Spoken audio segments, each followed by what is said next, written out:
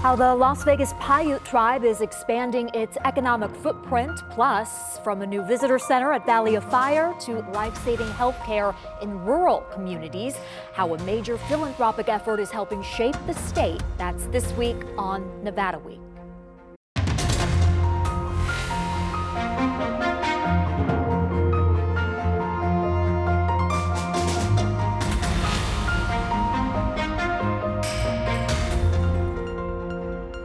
Support for Nevada Week is provided by Senator William H. Hernstedt.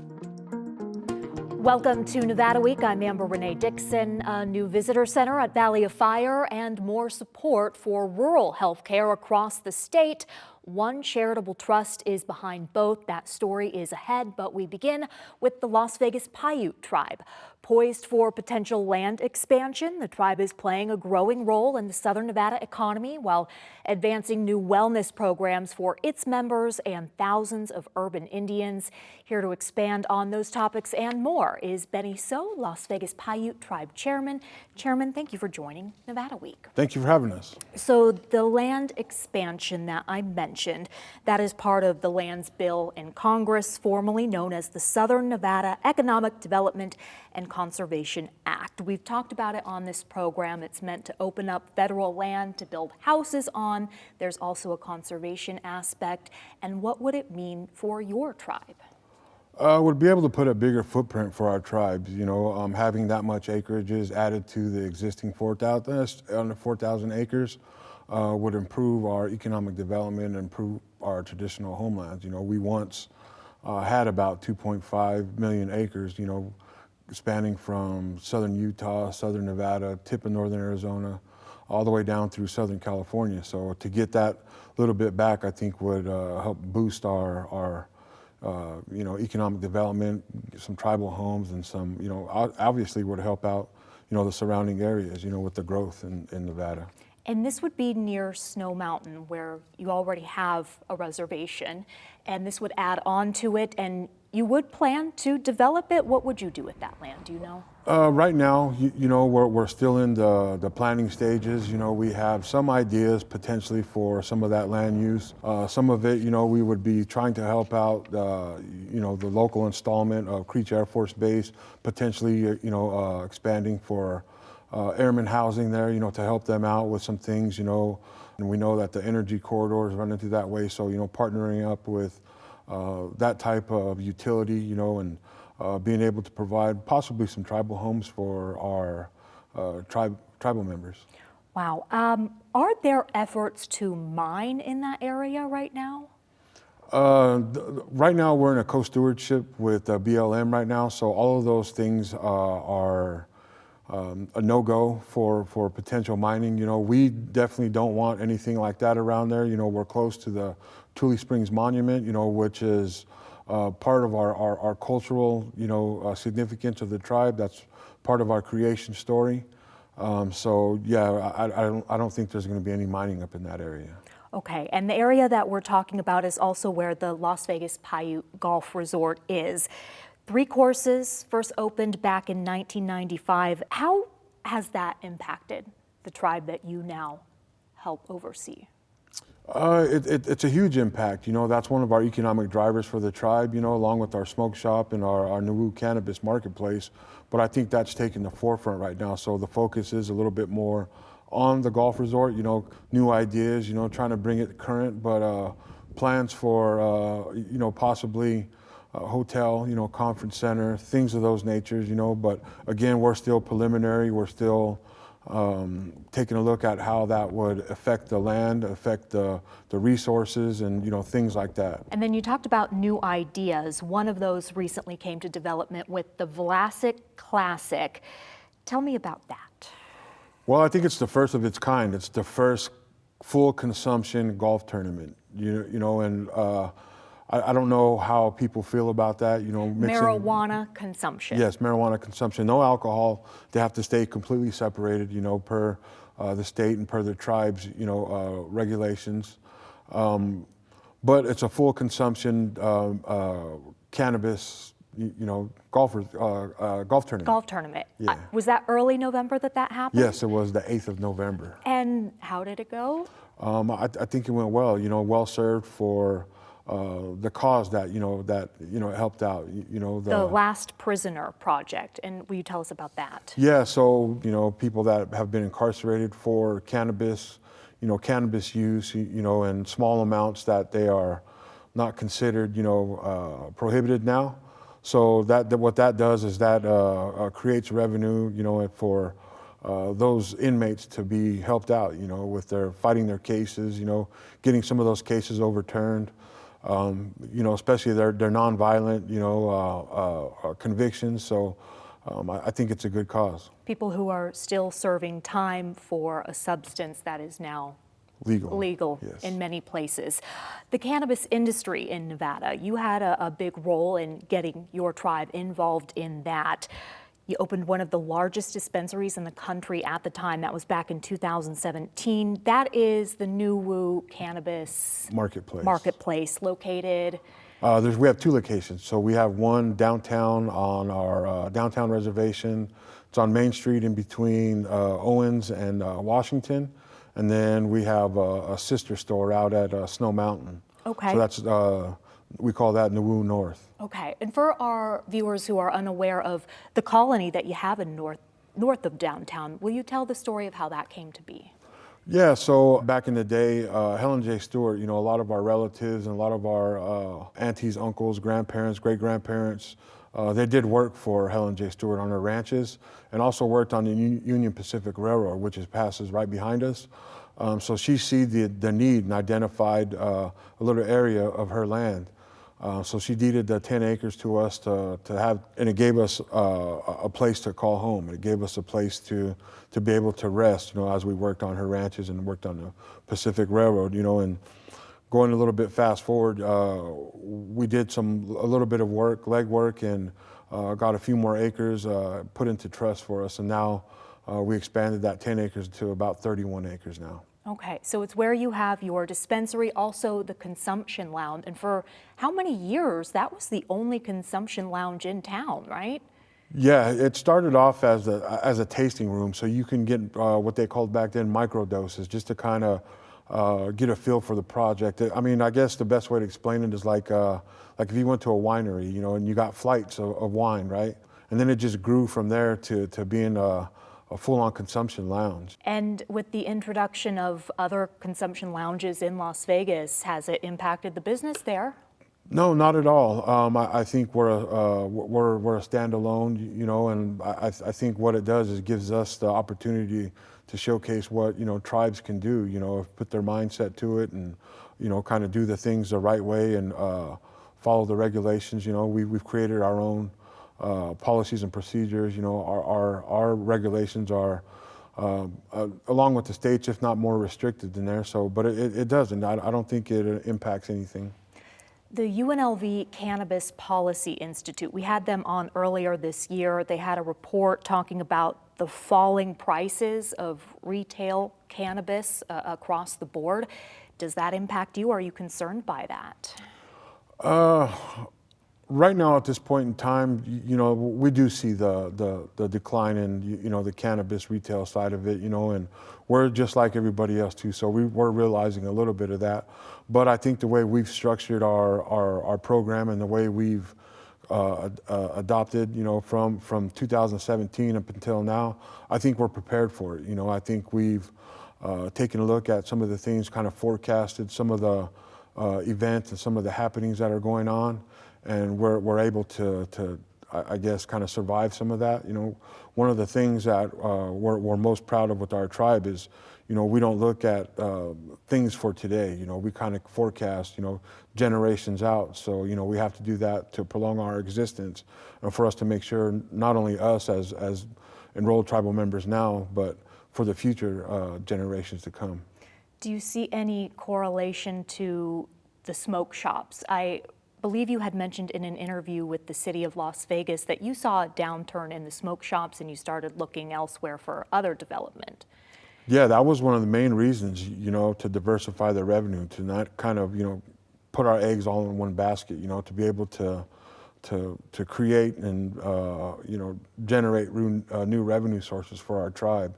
Just like our ancestors, did before us, our old relatives did before us. When they created the smoke shop and they did all of that stuff, they gave us the opportunity to kind of look outside the box, and they gave us a foundation to grow on. So, being, on the tribal council now and as the chairperson leading the tribal council, I think that, that falls on our shoulders as well now. It's time for us to kind of diversify, spread our wings, so to speak, and to be able to generate revenue and economic development for our tribe. You also have an indoor grow facility?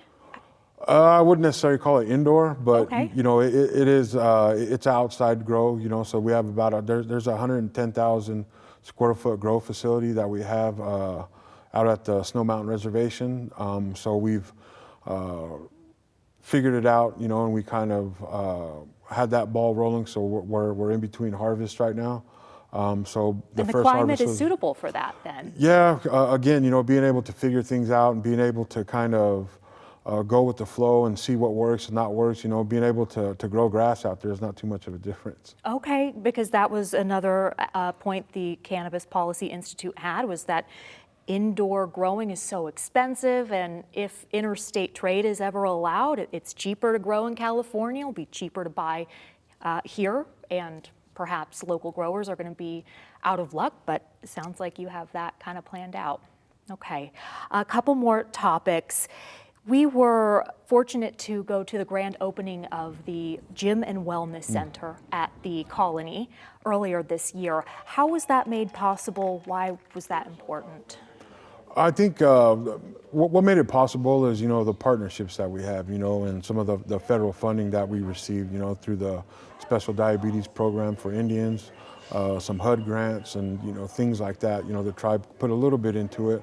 I think what's special about that and what benefits the tribe and the tribal community in Las Vegas is that we're able to educate, we're able to provide a place for, nutrition, health and wellness, and some traditional holistic healing, as far as that goes, and it brings our community back together. We're starting to lose some of our culture, we're starting to lose some of those things, but I think having the wellness center, being able to provide, nutrition classes, cooking classes, craft fairs, things like that, basketball tournaments, being able to have that and the accessibleness of having that in downtown, why not? And it's a true benefit for all of our tribal youth.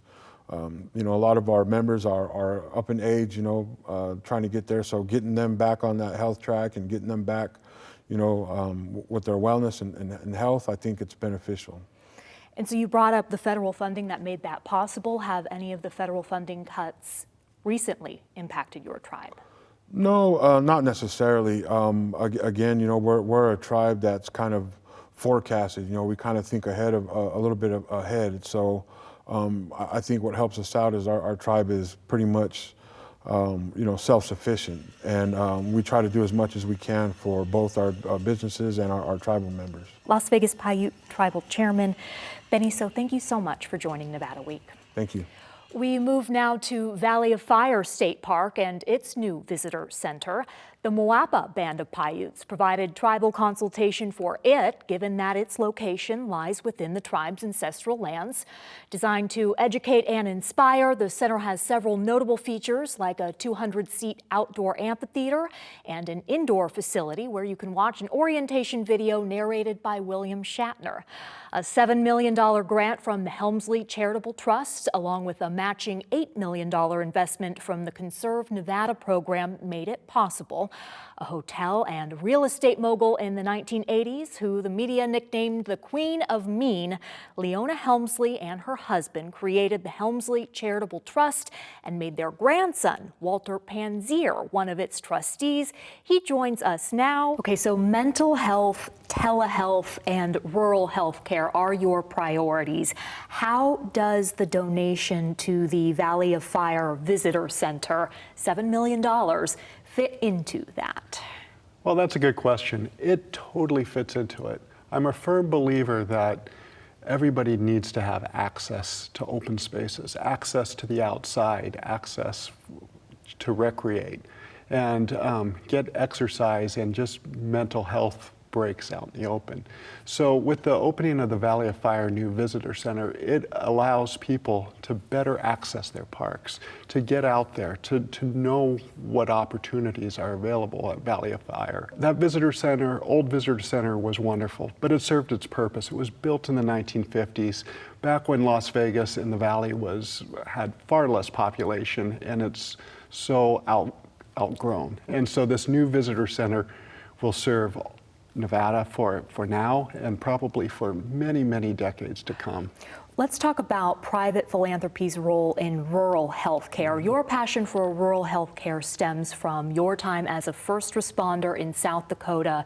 You saw firsthand how different access to health care is depending on where you live. Absolutely. I am so passionate about rural health care. I started my career in Oakland, California. So I saw a system where people had access points. And when I moved to South Dakota, I saw there wasn't a lot of access points. There were a lot of competent individuals, doctors, physicians, nurses, other first responders, but the technology was lacking. And that spurred my passion when I came to the Helmsley Charitable Trust. I saw the haves and have-nots, and I saw that people's zip codes determined healthcare outcomes, and that's not right. Everybody deserves healthcare equity, and that's what we do at the Helmsley Charitable Trust, is level that playing field in a variety of ways by bringing technologies, by taking those risks out in rural communities to make equity across the healthcare divide. What are you most proud of here in Nevada? Oh, there is so much I'm so proud of. We've been in Nevada almost 5 years, and in that short time, we've invested over $62 million across the entire state. We have helped every critical access hospital. We have helped every county. Two of the projects that stand out on my mind that I'm most excited about and has made a huge amount of difference across Nevada is one, our ECMO program. We expanded beds across ECMO beds, which is reserved for the sickest cardiac and pulmonary patients across Nevada. That acronym, will you pronounce it? I don't know how to. ECMO. But extracorporeal membrane oxygenation. What in the world does that even do? What it does, I'll bring it down to the layman's level. What ECMO does is basically works as your heart and works as your lungs. I mean, rural hospitals' ability to afford something like this is... Yeah, it doesn't exist. It wouldn't have happened. It would not happen. And even having ECMO centers, it didn't even happen in Nevada. It was very much not used across the state.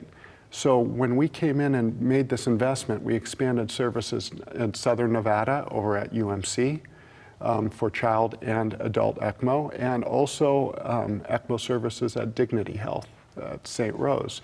And then up in Northern Nevada at Renoun's Health, we brought a brand new service line of ECMO. So now the state's pretty much covered. So wherever you go for tertiary services, you can access this type of service if it's needed on it. But when you say what has been the biggest impact, hearing those ECMO stories. We had a 45-year-old gentleman saved, able to return home to his family, who had a massive heart attack and was placed on ECMO to live up in Northern Nevada at Renoun's. In Southern Nevada, a 17-year-old had a cardiac arrest, a witness cardiac arrest. He was placed on ECMO. He's alive today. And seeing those faces and hearing those stories is what makes it so meaningful. The second point that is really impactful that we've done as a grant was across all of our service states areas, we placed AEDs in first responder vehicles. And that's very important. When you talk about an AED, an automatic external defibrillator, in first responder cars, what we've learned and what we've seen, we have saved over 700 documented saves of people surviving sudden cardiac arrest. When you think about that, 700, that's like a small town. Now, one, I guess, critique of private philanthropy in healthcare is that, sure, you may buy these wonderful machines, but then are you there paying for the maintenance? And what if a hospital closes down and there's no one to even operate the machine? Well, we're very concerned about hospital closures. That's something that can be a reality, but that doesn't keep us from funding these small critical access hospitals.